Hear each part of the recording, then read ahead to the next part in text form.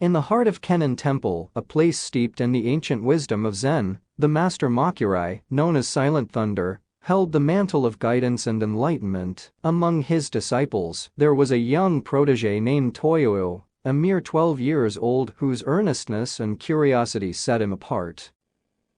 Toyo observed the older disciples making their way to Mokurai's room each morning and evening. There, they received the profound teachings of Sanzen personal guidance, in which the master bestowed upon them koans, enigmatic riddles designed to halt the wandering of the mind.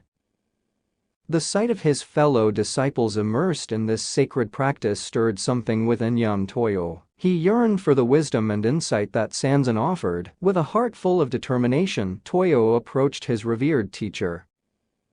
"Please, Master," Toyo implored, "may I also partake in the practice of Sanzen?"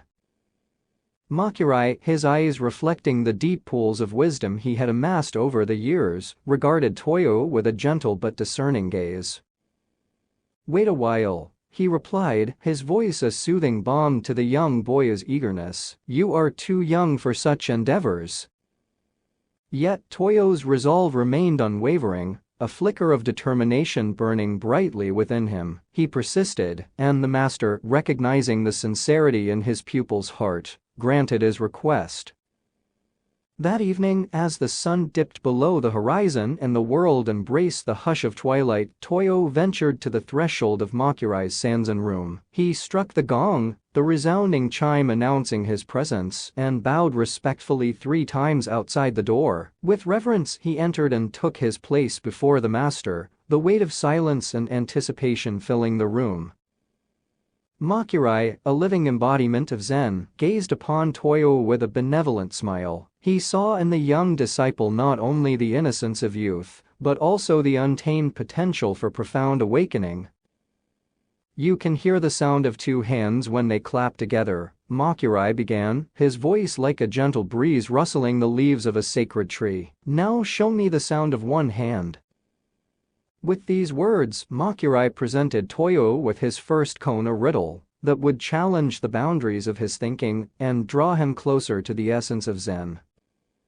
Toyo, his heart earnest and his spirit determined, bowed respectfully to his master and withdrew to his room to ponder the enigmatic problem that had been placed before him. From the window of his chamber, he could hear the faint strains of music played by the geishas in the distance. As he contemplated the koan, the thought began to take shape in Toyo's mind. "Ah, I have it," he proclaimed with a sense of excitement. The following evening, when Toyo returned to Mokurai's presence, the master inquired, "Toyo, can you now illustrate the sound of 1 hand?" Toyo, eager to showcase his understanding, began to play the music of the geishas on an imaginary instrument with a single hand. "No, Mokurai gently corrected him. "That will never do. That is not the sound of 1 hand. You've not got it at all." Undeterred by his initial attempt, Toyo sought a quieter place to meditate, away from the allure of external distractions. He continued to ponder the elusive sound of 1 hand. What can it truly be? He wondered. In his solitude, Toyo heard the rhythmic sound of water droplets falling with gentle precision. An idea began to form within him. "I have it," he thought.